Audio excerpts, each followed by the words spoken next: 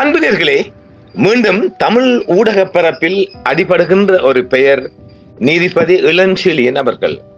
அவர்களுக்கு பதவி உயர்வு கிடைக்க மாட்டாது என்பதை நாம அறுதியாக கிட்டத்தட்ட ஒரு 4 அல்லது 5 காணொளிகளில் நாம் தந்திருக்கின்றோம். மிகப்பெரிய தகவல்கள் அடங்கலாக.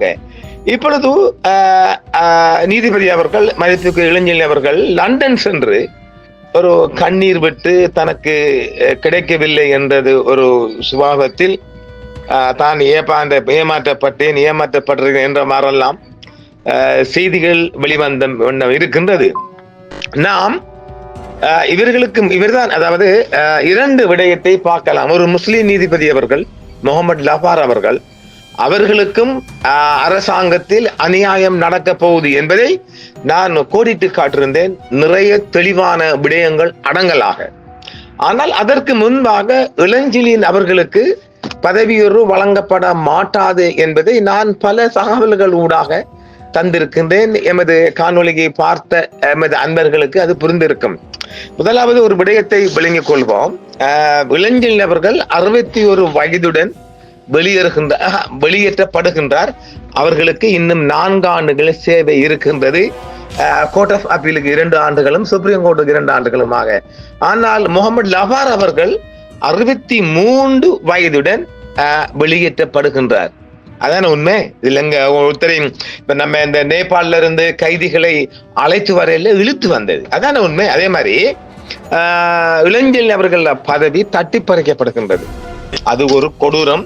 இதற்கு முன்பாக நாம் இப்பொழுது நாம் இந்த காணொளியில் 2 விடயங்களை பிரிப்போம். முதலாவது இளஞ்செழியன் அவர்களை எடுப்போம். ஏனெனில் அவர்தான் முதலாக அவர் பதவி பறிக்கப்பட்டு 4 ஆண்டுகள் சேவை ஆற்ற வேண்டியவரை பதவியுயர்வு, அதாவது அவர்கள் பதவியுயர்வு வழங்காமல் அவர்கள் தானாக ஆட்டோமேட்டிக்காக அவர்கள் பேப்பர் மூவ் ஆகாம அவர்கள் தானாக பென்ஷனுக்கு போகப்படுகின்றார். இதற்கிடையில் நாம் இவர்களுக்கு சொன்னோம், எங்களுக்கு போன் பண்ணுவாங்கல்ல, அவங்களுக்கு எல்லாம் சொன்னோம். அதாவது இது ஒரு 2 விடயம் அரங்கர் இருக்குது. அந்த விடயத்தை நாம தெளிவாக சொல்ல வேண்டியிருக்கும். உள்ளுக்கு அந்த இளஞ்செழியன் அவர்கள் மிகப்பெரிய எதிர்பார்ப்பில் இருந்தார். எப்படி தனக்கு பதவி உயர்வு கிடைக்கும் என்று எதிர்பார்ப்பு இருந்தான். தமிழ் எம்பி ஒருவர், மன்னார் மாவட்டத்தை சேர்ந்த தமிழ் ஒருவர் அவர்கள் நாடாளுமன்றத்தில் இது குறித்து நான் நினைப்பேன், நம்ம எடுத்துட்டோம் கையில. கிட்டத்தட்ட 2 மாதங்களுக்கு முன்பாக இளஞ்செழியன் அவர்களின் மேட்டரை நான் எடுத்து விட்டேன். நான் தான் முதல் ஊடக பரப்பில் ஒரு கொடுமை அநியாயம் நடக்க போகுது என்று சொல்லியிருந்தேன். அதன் பிற்பாடுதான் லபார் அவர்களுக்கும் நடக்க இருந்தது. நாங்க அதை மிகப்பெரிய ஒரு ஆரம்பத்துடன் கொண்டு வந்தோம். என்ன செய்ய, இதெல்லாம் சிங்களத்துக்கு கொண்டு போறதுக்கு நமக்கு அந்த நேரம் ஒரு வாய்ப்பு கிடைக்கவில்லை.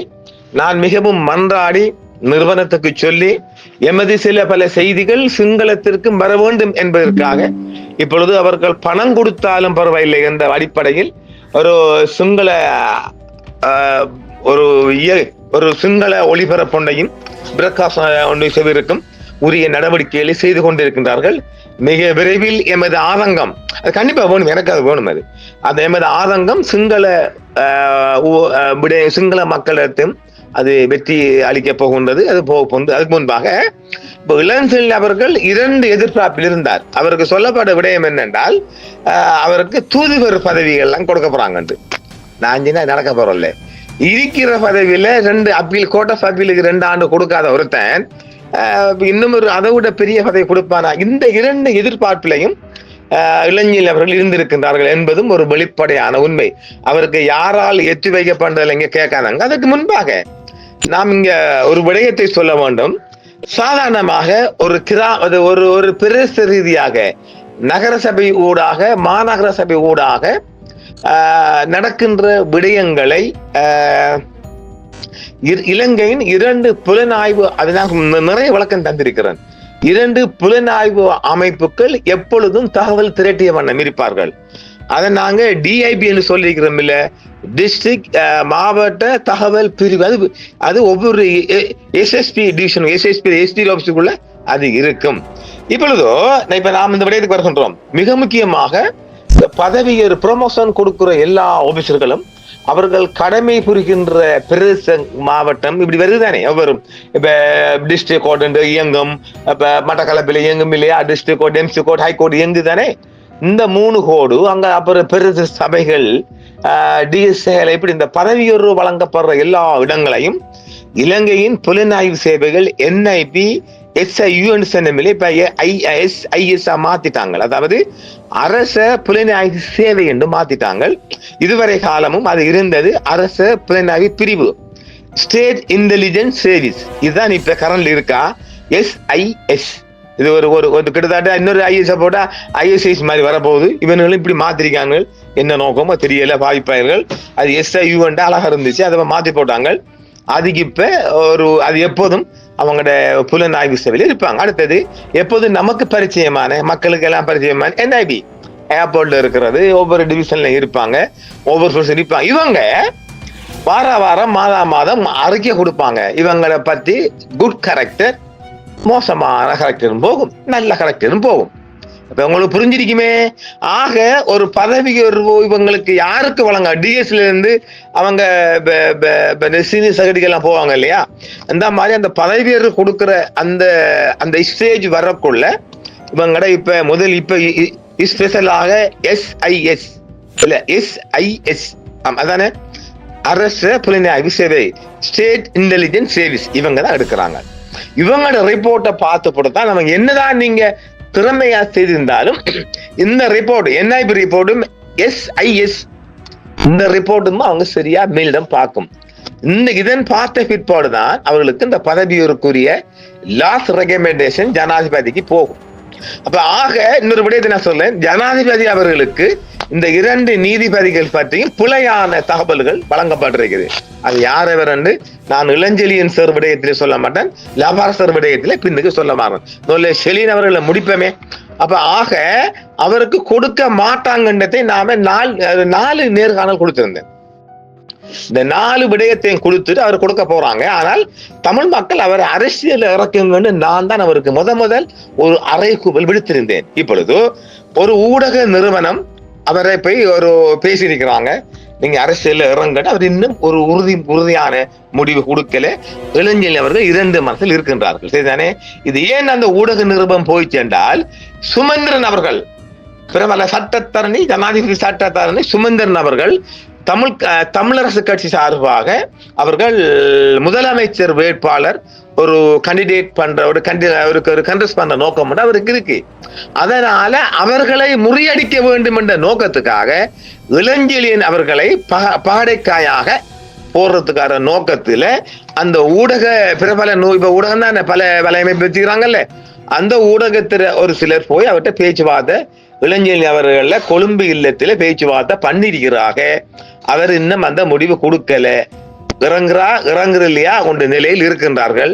நான் இப்ப அவர்களுக்கு இளைஞர் அவர்களை பத்தி நான் சொல்லுவேன், இந்த பொது மேடைகள்ல அவர்கள் அழுது புலம்புவது அது கொஞ்சம் நல்லா எனக்கு படல. என்றால் அவருக்கு ஒரு தனி மரியாதை இருக்குது. அந்த இமேஜை கெடுத்து கொள்ளாம தனக்கு கிடைக்கலையே என்றால் கடவுள் நாடவில்லை என்ற ஒரு பண்பாட்டுக்கு வரலாம்.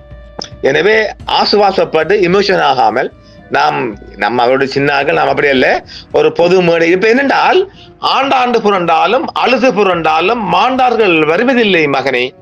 சரி, இது பழமொழி. ஒரு அவரை நான் மகன் நீங்க சீப்பா சொல்ல போவாங்க, பழமொழி. இப்ப லபாரசரோ இல்லது நம்மளோட இளஞ்செழியன் சோரோ எப்படி அழுது புலம்பினாலும் அந்த பதவி இனி கொடுக்க போறோம்ல, அது நிச்சயம் தானே. ஜனாதிபதி தவறு விட்டாலும் ஒரு ஜட்மெண்ட் கொடுத்ததுதான், அது இனி கீழ்கோடு பார்க்கல மேல்கோடு தான் பார்க்கணும், அப்படித்தானே? அந்த மாதிரி அது ஜனாதிபதி தரப்புக்கு இந்த 2 நீதிபதி விடயத்திலும் அதாவது இந்த தில்லாலங்கடி வேலை பார்க்கிற கூட்டம் அது சரியாக ரெக்கமெண்ட் கொடுக்காததுக்கு ஒரு முக்கிய நோக்கம் என்னென்னால், அது NIB தரப்பில் என்றால் இந்த படைகளின் ரேப்பிங் கேஸுகள்ல, கற்பழிப்பு கொலைகள் விடயத்தில இளஞ்செழியன் அவர்கள் தன்னுடைய பதவி காலத்துல கடமையை கண்ணியமா நீதி நியாயமா நிலைநாட்டி இருக்கிறார். இது சிங்களத்துக்கு பொறுக்காதானே அப்பா? இப்ப எல்லா இன்னும் இருக்காதானே என்ன அந்த நம்ம கிருசாந்தி, டாக்டர் கிருசாந்தி, நான் அப்படித்தான் சொல்லுவேன். எவனாவது இந்த அம்படிக்க இங்க வராதாங்க, விரடத்தை பார்த்து போங்க. டாக்டர் கிருசாந்தி அது டாக்டர் போட்டேன், அது நேரம் ஒரு 4-5 புள்ள குட்டி ஆவான்னு ஒரு டாக்டர் அம்மா இருக்க வேண்டிய ஒரு 10-15 சேல்ஸ்ல இருக்க வேண்டிய புள்ள, அது தெரியுதானே? அதை கொண்டு அந்த மாதிரி அந்த சிங்களத்துக்கு அந்த சட்டம் பிடிக்கல. அதற்காகவே அது மட்டுமல்ல, அது பல விடயங்கள் பொதிந்திருக்கு. அதெல்லாம் வெளி மேடையில நமக்கு சொல்ல முடியாது. சரிதானே? அப்ப நாம் இப்ப என்ன சொல்ல வரோம் என்றால், எங்கதான் போய் நீங்க நம்ம முறையிட்டாலும் இனி ஒன்று நடக்க போறல்ல. ஆனால் அரசாங்கம் நினைக்குமானால், இவங்களை கௌரவப்படுத்த வேண்டுமானால், பல பல சட்ட நிறுவனம் இருக்குல்ல, அதுகளுக்கு சேமனா போடலாம். எந்த ஒரு வற்புறுத்தலுக்கு போகலாமே ஒழிய, நம்ம கிடைக்கல கடிதம் போட்டு இல்லாம இந்த அந்த கடிதம் போட்டு இப்ப நிறைய கடிதம் போட்டு அதுக்கெல்லாம் ரிப்ளை பண்றாங்களா, ஆனா எனக்கெல்லாம் ரிப்ளை வருவதுதான். சரிதானே? ஜனாதிபதி தரப்பல எனக்கு நான் இது போட்டாலும் எனக்கு அது ரிப்ளை வருகிறது. இந்த ரணில் அவர்கள் வந்த பிற்பாடும் இந்த இப்போதைய ஏகேடி அவர்கள் வந்தது பிறகும் நல்லா வருகுது. ஆனால் இந்த கோட்டை பயந்த ஒரு தின் தான் பாவி, அந்த கோட்டையின் காலத்துல ஒரு கடிதம் கண்டோனுக்கு நாங்க போட்டு போறது பாரதம் இல்லை, அனுப்புறதும் இல்லை. அவர் மட்டும்தான் உலகத்தால வந்து குதித்தவர் இருந்தார். சரி, வந்த வழியை திரும்பி போனார். ரைட், அது போடு. அப்படி இந்த விடயத்தில் அழுது புலம்பி அது கொஞ்சம் டேமேஜ் பண்றத நான் விரும்பல, அது தேவையும் இல்லை, கிடைக்கல. இப்ப அது கிட்டத்தட்ட 2 மாசம் கிட்டத்தட்ட 8-10 மாசம் ஆயிட்டு இல்ல. இப்ப பக்குவப்பட்டு இருக்கணும் நம்ம. அதுக்குரிய அந்த மரியாதை உண்டு அவங்களுக்கு. அதை டேமேஜ் பண்ணாம லண்டன்லயோ வெளி எங்கேயோ பொது மேடையில இனி அழ தேவையே கிடையாது. அழுது ஒன்றும் கிடைக்க போறதும் இல்லை, ஒன்றும் நடக்க போறதும் இல்லை. நம்மளைத்தான் ஒரு விதமாக சக்கனி தான் பார்ப்பாங்க. இனி இவங்களுக்கு ஒரு அரசியல்ல இறங்க வேணும் என்ற ஒரு தீர்மானம் அவர்கள் வருவார்களானால் அதன் பின்னால் பார்க்கலாம். அதற்கு முன்பாக இந்த அரசாங்கம் 2026 ஆண்டும் மாகாண சபை தேர்தல் நடத்தும் வாய்ப்பில்லை. அதை முதலாவது நாம எல்லாம் நோட் பண்ணீங்கன்னு மக்களே. யுவஹான கடைசி வரை நடக்க போறோம் இல்ல, சரிதானே? அது 2026 ஆண்டு தேர்தல் ஒன்று வருவதற்கான வாய்ப்பு கம்மியா தான் இருக்குது. அது நடக்க போறோம் இல்ல, ரைட் தானே? அடுத்தது நாம இப்ப இப்படித்தானே இப்ப இதுல போய் அழுது புலம்பி ஒண்ணு நடக்க போறோம்ல, அதை விட்டுறணும். அவருக்குரிய ஒரு மரியாதை இருக்குது. ஏனென்றால் அவர அரச அந்த பதவி காலத்துல மிகப்பெரிய சேவையை நல்லா செஞ்சிருக்காரு என்ற திருப்தி அவருக்கும் இருக்கு, மக்களுக்கும் இருக்கு, அரசாங்கத்துக்கும் இருக்கு. பாத்தீங்களா? பார்ட் 3க்குள்ள வருது. Part 1, part 2, part 3. அதாவது அவர் நீதி சேவையில என்ட்ரன்ஸ் பண்ணி மக்களுக்கான சேவையில கண்ணியமா கடமையா செஞ்சுக்காண்ட திருப்தி அவருக்கும் இருக்கு, மக்களுக்கும் இருக்கு, அரசாங்கத்துக்கும் இருக்கு. பாத்தீங்களா?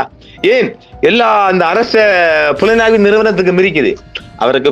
அவருக்கு இளஞ்செழியன் சாருக்கு கொடுக்க கூடாது என்பதற்கு பல காரணங்கள் அங்கு சமர்ப்பிக்கப்பட்டிருக்கு. அதுல வேணாம், அதோட நாம் நிறுத்துவோம். எது எப்படி பார்த்தாலும் இந்த பொது அரங்குகளில் அவர்கள் அந்த அழுது புலம்புவதை விட வேண்டும் என்பது எனது ஒரு பணிவான கோரிக்கையாக இருக்கட்டும். இந்த சிறியோனின் மாறாக திட்டமிட்டு அவருக்கான சேவை நீடிப்பு வழங்கப்படாமல் இருக்கவில்லை என்பது வேறு விடயம். இது ஒரு வளமையான நடைமுறை தான். சில துறைகளில் சேவை நீடிப்புகள், அதாவது அரசாங்கம் சொல்லலாம், என்ன தெரியுமா சொல்றாங்க, அதை நாம சொல்லிக் கொள்வோமே. முன்னாள் மேல் நீதிமன்ற நீதிபதி இளஞ்செழியன் மற்றும் அவரது சேவைகள் தொடர்பில் சமூகத்தில் மதிப்பும் கௌரவமும் காணப்படுகிறது. இவரை போன்று பல அதிகாரிகள் காணப்படுகின்றனர். சில சந்தர்ப்பங்களில் நீதிமன்ற கட்டமைப்புக்குள் சேவை நீடிப்புகள் வழங்கப்படும் போது பல விடயங்கள் தொடர்பில் அவதானம் செலுத்தப்பட வேண்டும். சில சந்தர்ப்பங்களில் நீதிமன்ற கட்டமைப்புக்குள் அடுத்தடுத்து நிலைமைகளுக்கு பதவி பெற வேண்டியவர்களுக்கு சிக்கல்கள் ஏற்படக்கூடும். அவ்வாறான காரணிகள் அடிப்படையாக கொண்டு அவருக்கு சேவை நீடிப்பு வழங்கப்படாமல் இருந்திருக்கலாம். மாறாக திட்டமிட்டு அவருக்கான சேவை நீடிப்பு வழங்கப்படாமல் இருக்கவில்லை. இது வளமையான நடைமுறையாகும்.